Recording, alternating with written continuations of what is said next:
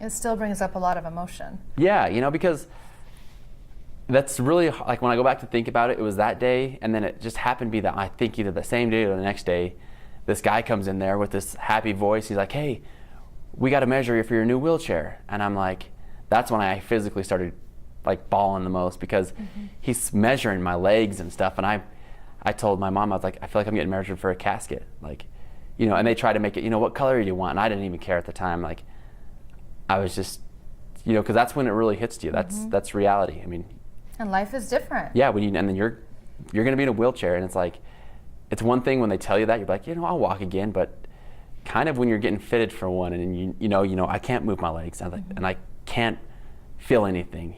So it's, you can't really lie about it. It's happening. So. Did you go through a phase of depression and withdrawing inward, and what was that process like after that you realized? Like, so when I finally got out of the university, I was living with my sister, and then I got in my own apartment, but it was, I was in straight depression. I went to therapy every day, and I was the kind of person, though, that when I was out in public, I had a smile on my face because I was embarrassed of my situation. I didn't want people to feel sorry for me, but I went home every day. Like, I'd have therapy about 11 a.m. in the morning, and I'd be home by 2 p.m., and I would sit in my apartment and wait for the next day.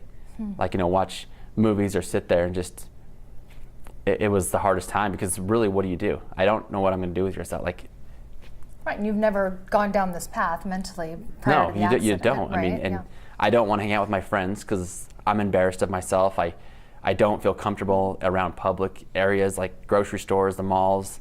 I mean, it's just, the only place I felt safe was in my apartment by myself.